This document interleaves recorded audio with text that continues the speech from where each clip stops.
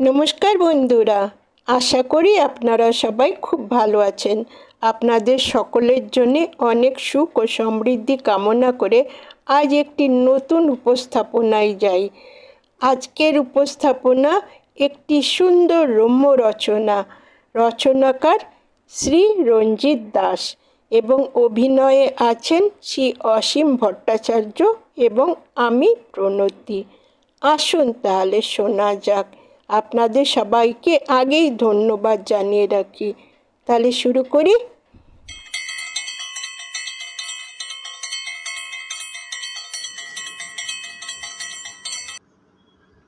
শ্রীকৃষ্ণ গোবিন্দ হরে মুরারি, শ্রীকৃষ্ণ গোবিন্দ হরে মুরারি, শ্রীকৃষ্ণ গোবিন্দ হরে মুরারি, শ্রীকৃষ্ণ গোবিন্দ হরে মুরারি। আরে এ কি গিন্নি? ও গিন্নি, একবার ঠাকুর ঘরে এসো তো তাড়াতাড়ি। আমলোজা, সকাল সকাল এত গ্যাক গ্যাক করে চেঁচাচ্ছ কেন? এখানে আমার ঠাকুর ঘরে গণেশ কোত্থেকে এলো? গণেশ? সে তো এলে স্বর্গ থেকেই আসবেন। তেনারা কি আর এই পোড়ামর্তে থাকেন? ন্যাকামি রাখো তোমার। আগে বলো, আমার ঠাকুরের আসনে এই গণেশের মূর্তিটা কোত্থেকে এলো? ও মা, গনসু! গনসু? একেবারে আলাদা উল্টে গেলেন। ঠিক জানি এবারটা তোমারই কাজ। ঘরের দেওয়ালগুলোতে তো ক্যালেন্ডারে ভরিয়ে রেখেছো, তা আমার ঠাকুরের আসনে গণেশ এলো কি করে? জানো না তুমি? আমার ঠাকুরদা, তার ঠাকুরদার সময় থেকে কৃষ্ণ আমাদের পরম গৃহ দেবতা। জানো না আমি কৃষ্ণের একনিষ্ঠ ভক্ত পূজারী? ও মা, তা জানবো না কেন? তাহলে এখানে গণেশ রেখেছ কেন? সে কি, আমি তো গণেশ রাখিনি। রাখনি? তাহলে কে রাখলো? ছেলে মেয়ে দুটোকে ডাকো দেখি। এই পটলা, এই কচলি। আহা আহা, ওদের আবার ডাকছো কেন? সাত সকালে কি ঘুম থেকে ওঠেন তা না? রাত 2টো অবধি মোবাইল ঘাটার পর? শোনো, ঠাকুরের ইচ্ছা ঠাকুর এসেছেন। তুমি আর এ নিয়ে রাগারাগি করো না গো। যাও তো, বাগান থেকে ফুলগুলো তুলে ফেলো দেখি। আজ তো 2টো মালা গাঁথতে হবে। আচ্ছা, অগত্যা। শ্রীকৃষ্ণ গোবিন্দ হরে মুরারি, শ্রীকৃষ্ণ গোবিন্দ হরে মুরারি, শ্রীকৃষ্ণ গোবিন্দ হরে মুরারি, শ্রীকৃষ্ণ গোবিন্দ হরে মুরারি মুরারি। গিন্নি, ও গিন্নি! আবার কি হলো? ওই দেখো, আমার ঠাকুরের আসনে এবার শিব ঠাকুর কোত্থেকে এলো? ও মা, শিব ঠাকুরও পড়েছেন? হবে না, বাবা বলে কথা। ছেলে গনসু বেটাকে শিব বাবা একলা ছাড়েন কি করে বলো দেখি? তা বেশ বেশ। ফাজলামি রেখে আগে বলো, আমার ঠাকুরের আসনে আবার শিব ঠাকুর কোত্থেকে এলো? বললাম তো তক্ষুনি, তেনারা যখন আসেন স্বর্গ থেকেই আসেন। মর্তে কি থাকার জো আছে? এই এই শোনো না গো, ঠাকুর দেবতা বলে কথা। এ যখন পড়েছেনি, আর গোর করো না গো। শিব ঠাকুরকে জানোই তো, আত্মভোলারাম। ভালো তো ভালো, চটেছেন তো আর রক্ষে নেই। শিব ঠাকুর এলেন, তাহলে ব্রহ্মা বিষ্ণুও বাদ যান কেন? ও মা, বলছো? তুমি বলছো তাদেরও অ্যাকোমোডেট করতে, অর্থাৎ সমন্বয় বিধান করা যাবে। আগে না, আমি বলছি না, আর কিছুই বলছি না। উফ, সমন্বয় বিধান, হে ভগবান, হে ভগবান। শোনো না গো, তুমি বাগান থেকে আর কিছু ফুল তুলে এনে মাত্র 3টে মালা গেঁথে ফেলো দেখি।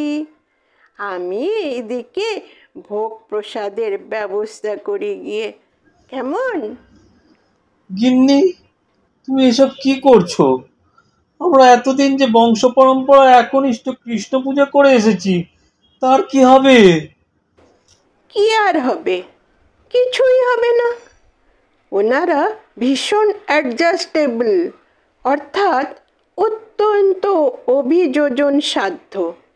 ওই তো, ওই আকাশ আর ওই আকাশে ওনাদের স্বর্গ, সে আর কত বড়ই হবে, কিন্তু সেখানে 33 কোটি দেব দেবতা থাকেন। ভাবতে পারছো? 33 কোটি! তারা কতখানি অ্যাডজাস্টেবল, ভাবতে পারছো? অর্থাৎ কতখানি অভিযোজন। ব্যাস ব্যাস ব্যাস ব্যাস, আমি বুঝেছি গো বাংলা দিদিমণি। কিন্তু আমাদের ইনহেরিটেন্স, অর্থাৎ বংশ পরম্পরা, সেটার কি হবে? আরে রাখো দেখি তোমার বংশ পরম্পরা। শোনো, তোমার ঠাকুরদার একটা পোলা, আমার নমস্য শ্বশুর মশাই, তার একটা পোলা, সে হলো গিয়ে তুমি। তোমাদের এক ঠাকুরের কাজ চলে যাচ্ছিল, এখন তোমার 2 সন্তান, ওদের ভাগে না হয় একটা গণেশ আর শিব ঠাকুর এক্সট্রা রইল। যুগ অনেক বদলেছে গো, এখন ডিসেন্ট্রালাইজেশন অফ পাওয়ার, অর্থাৎ অকেন্দ্রীভূত পরাক্রম লাগবে। ওই যে কি যেন বলো তোমরা, মিলিজুলি সরকার। কি, ভগবানের পাওয়ার ভাগ করে দিতে হবে? হে ভগবান, শেষে তোমরাও এসে পড়লে রাজনীতির আওতায়। ও মা গো! মনে পড়ে এই সেবারে করোনায় তোমায় নিয়ে যখন জমি মানুষের টানাটানি, জম্বেটা তো তোমায় কাঁধে তুলেই ফেলেছিল প্রায়। তুমি কি জানো, আমি সে সময় কতবার গণেশকে ডেকেছি, শিব ঠাকুরের কাছে গিয়ে মানত রেখেছি। তোমার ওই এক ঠাকুরের ভরসা থাকলে হয়েছিল আর কি, অ্যাডিশনাল ফোর্স, অর্থাৎ অতি সংযোজিত ক্ষমতা লাগিয়েছিলাম, বলেই তো সে যাত্রা রক্ষে পেলে। ও, তাহলে বলো এ তোমারই কাজ। তবে যে এই বললে এই গণেশ আর শিব ঠাকুর এনে তুমি রাখনি, ঠাকুরের নামে এত মিথ্যে কথা! ও মা, আমি কি মিথ্যে বললাম? ঠাকুরকে আমি রাখি? আমার কি সাধ্য? ঠাকুর যে স্বয়ং আমাকে রাখেন, তোমাকে রাখেন, বিশ্ব ব্রহ্মাণ্ডকে রাখেন। হ্যাঁ, আমি পটলাকে দিয়ে মূর্তি দুটো কিনে আনিয়েছিলাম, ব্যাস ওইটুকু মাত্র। বাকি সবই তো তাঁরই ইচ্ছে। ভগবানের ইচ্ছে ছাড়া গাছের পাতাটিও কি নড়ে গো? উফ, আচ্ছা রে বাবা, এবার পুজোটা সেরে ফেলতে হবে নাকি? এরপরে যে আমার অফিসের দেরি হয়ে যাবে। হ্যাঁ গা, আমার একটা ফাইনাল, অর্থাৎ সর্বশেষ আবদার আছে, রাখবে গো? বলো না, রাখবে গো? বলো, কি আবদার? জানোই তো, আপিসে তোমার প্রমোশনটা আটকে আছে। এবারে মেয়ের স্কুল ফাইনাল আর ছেলের ফাইনাল ইয়ার, এবারেই ক্যাম্পাসিং হবে। তাই ভাবছি, যদি ঠাকুরের আশীর্বাদী পাওয়ারটা আর একটু এনহ্যান্স, মানে ক্রমবৃদ্ধি উন্নতি সাধন করা যেত। ঠাকুরের পাওয়ার এনহ্যান্স মানে?